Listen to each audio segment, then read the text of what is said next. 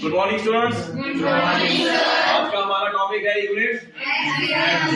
आज हम unit axiom के बारे में जानेंगे। हमारा पहला एक्सियम है things which are equal to the same things are equal to one another. इसके लिए हम एक एग्जांपल लेंगे। सबसे पहले हमने एक लाइन ली और इसकी लेंथ हमने रखी है 10 सेंटीमीटर। कितनी?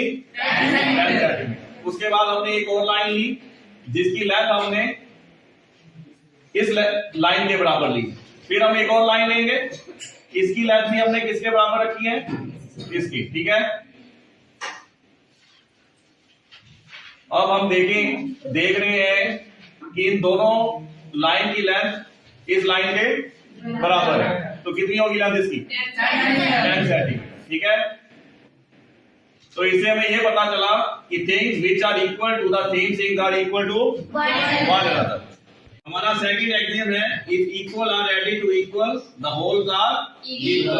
अगर हम इक्वल में इक्वल ऐड करेंगे तो हमारा फाइनल रिजल्ट भी सेम आएगा। इसके लिए हमने सबसे पहले एक रेक्टेंगल ली और इस रेक्टेंगल का एरिया है 60 सेंटीमीटर स्क्वायर।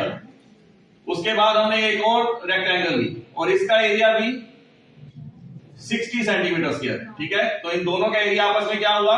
सेम।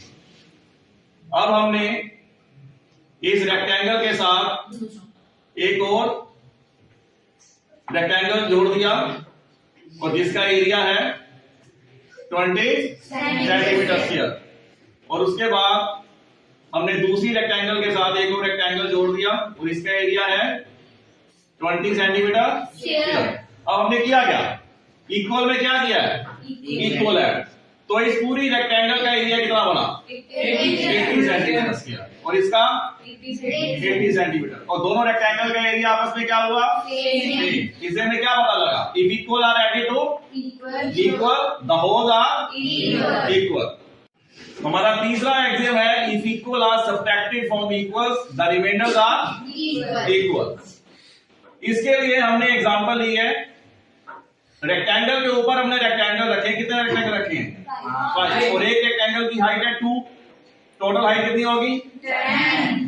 2 + 2 + 2 + 2 + 2 10 सेंटीमीटर।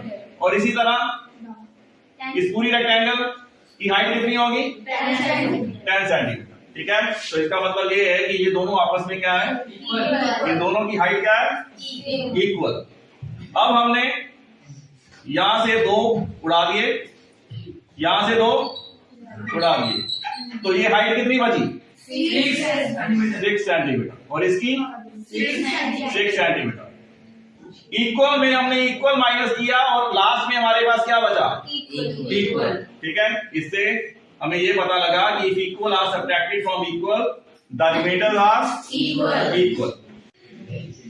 हमारा अगला एक्सियम है things which coincide with one another are equal to one another. इसके लिए हमने 3 एग्जांपल्स लिए हैं। 2 ट्राइंगल, 2 स्क्वायर और 2 लाइन। अगर इस ट्राइंगल ने इस ट्राइंगल को कवर कर लिया तो इसका मतलब इन दोनों का एरिया भी सेम होगा, पेरीमीटर भी सेम होगा और इस ट्राइंगल की तीनों साइडें का जो लेंथ है इसके क्या होगी? इक्वल। चलो देखें जरा कवर करता कर गया कवर? कर गया ना। अब हम लेंगे रेक्टेंगल। तो रेक्टेंगल ही कवर कर लिए। इसका मतलब इन दोनों रेक्टेंगल्स का एरिया भी सेम होगा, पेरीमीटर भी सेम होगा और सारे साइड्स की लेंथ भी क्या होगी? सेम।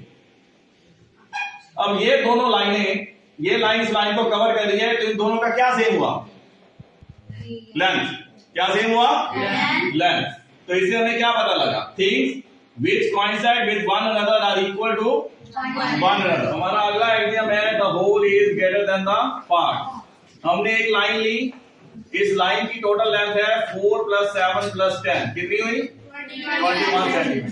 उसके बाद हमने इस लाइन को 3 पार्ट्स में डिवाइड किया। फर्स्ट पार्ट है हमारा 4 सेंटीमीटर, सेकंड पार्ट 7 सेंटीमीटर और थर्ड पार्ट 10 सेंटीमीटर। इन तीनों पार्ट्स की लेंथ इस लाइन की लेंथ से छोटी होगी। मतलब ये लाइन इन तीनों पार्ट से इसकी लेंथ क्या है? बड़ी। ठीक है, तो इससे हमें ये पता लगा the whole is greater than the part, कि अगर बड़ी चीज के लाइन के हमने तीन टुकड़े किए तो इन तीनों लाइंस की लेंथ इससे छोटी होगी और बड़े वाली की इससे, इन छोटों से इसकी लेंथ बड़ी होगी। ठीक है,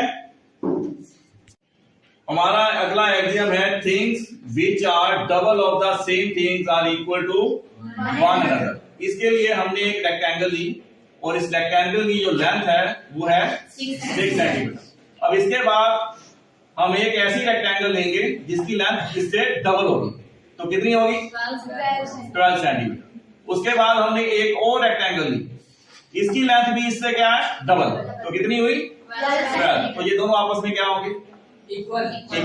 ठीक है, इनका मतलब इन दोनों रेक्टेंगल्स की लेंथ आपस में क्या है सेम। तो इसे में क्या पता लगा, things which are double of the same things are equal to one another. ठीक है, हमारा अगला एग्जाम है things which are half of the same things are equal to one another. देखो ये पूरा रेक्टेंगल और ये पूरा रेक्टेंगल, इन दोनों का एरिया आपस में हमने इक्वल रखा है। क्या रहेगा इक्वल। उसके बाद हमने इस रेक्टेंगल के दो बराबर टुकड़े कर लिए। ठीक है, अब ये इसके हाफ के इक्वल है, ये भी इसके हाफ के इक्वल है, तो ये दोनों आपस में क्या होंगे इक्वल। कवर कर रहा है, तो इन दोनों का एरिया क्या हुआ सेम। इससे में क्या पता लगा, things which are half of the same things are equal to one another. ठीक है।